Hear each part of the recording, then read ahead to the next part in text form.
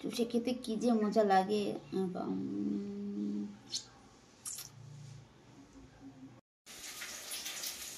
Hello everyone, তোমরা সবাই কেমন আছো? তো দেখো, আজকে আমি রান্নাঘর থেকে আমার তোমাদের সেই গল্প বলার কাহিনী গল্প দিয়ে শুরু করি। আজকে আমি রান্নাঘর থেকে শুরু করছি। তো এখন বাজে হচ্ছে কটা, 12টা বাজে মনে হয়, কি 11:15 বাজে। তো আমি এখন চলে এসেছি রান্না করতে।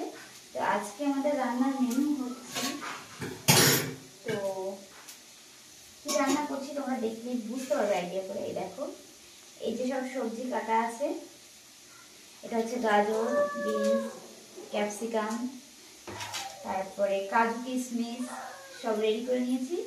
এখন এখানে হচ্ছে রাইস, আজকে আমাদের বাড়িতে হবে রাইস আর হচ্ছে চিকেন, ফ্রাইড রাইস যাকে বলা হয়।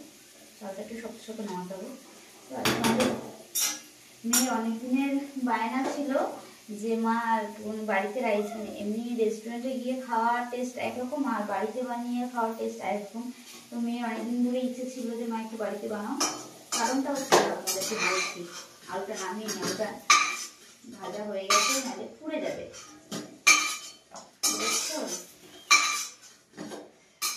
আলুগুলো লাল লাল করে ভেজে নিয়েছি।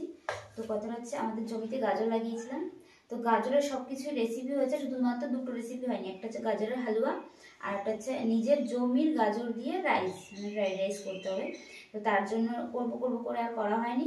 তো আজকে ফাইনালি সেটা করা হয়নি একটাই কারণে, সবজি ছিল না বলতে ক্যাপসিকামটা মেন হচ্ছে, ক্যাপসিকামটা আর বিনটা ছিল না, তার জন্যই করা হয়নি। তো আজকে সেটাই করে দিচ্ছি। আর আজকে সিম্পল, একদম সিম্পল রাইস আর চিকেন। তো আজকে দেখো চিকেনের লেগ পিস, দেখো একদম। মেয়ে নিজে বাজারে গেছে আজকে বাবার সঙ্গে গিয়ে, বাজার তো নিয়ে এসছে, বেশি আনেনি, অল্প একটু মাংস নিয়ে এসছে। তো এখন সেটাই রান্না হবে আর তোমাদের সঙ্গে সব কিছু শেয়ার করছি, তোমরা দেখতে থাকো। আর লাস্টে একটা জিনিস হতে চলেছে, তো ধামাকা স্পেশালি কিছু, তো কেউ মিস করবে না। তো চলো কন্টিনিউ করতে থাকো ভিডিওটা, আমিও করতে থাকি আর তোমরা কন্টিনিউ দেখতে থাকো। তোমরা করবে না, করবো আমি। তো কথা বলতে বলতে দেখো কড়াইতে ধোয়া উঠে যাচ্ছে। তো এখন রান্না হবে, রান্নার পরে এখন আজকে স্নান না করে আমি রান্না করতে চলে এসেছি।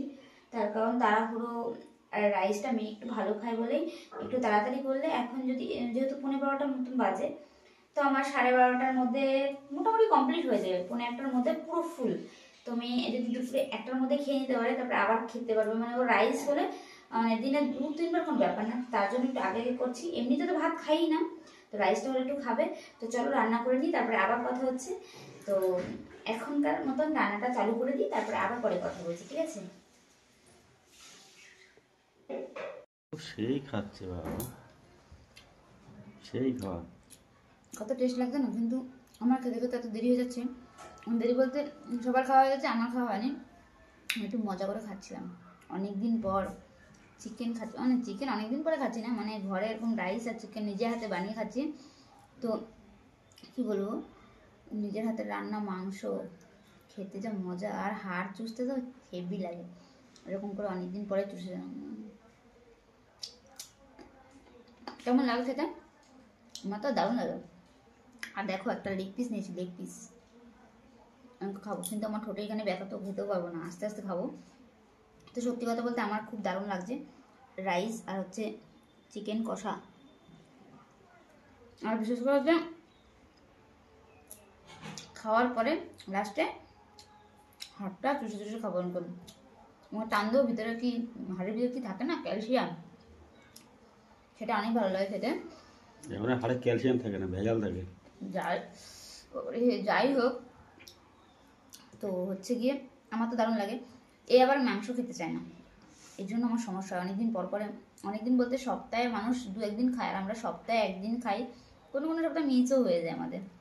তার জন্য বললাম অনেকদিন পরে হাড় চুষে চুষে খাবো, যা লাগে না চুষে খেতে। অনেকদিন পরে খাচ্ছি বলে বেশি মজা লাগে, রেগুলার খেলে এতটা মজা লাগতো না। বেশি কথা বলতে বলতে আমার রাইসটাই ঠান্ডা হয়ে গেছে, এমনিতেই ঠান্ডা হয়ে গেছে, সবার খাওয়া হয়ে গেছে, শুধু আমি বাকি ছিলাম। রান্না করে স্নান করে খেয়ে দিয়ে খেতে বসলাম। এখন খেয়ে দিয়ে দেখা যাক কী করি।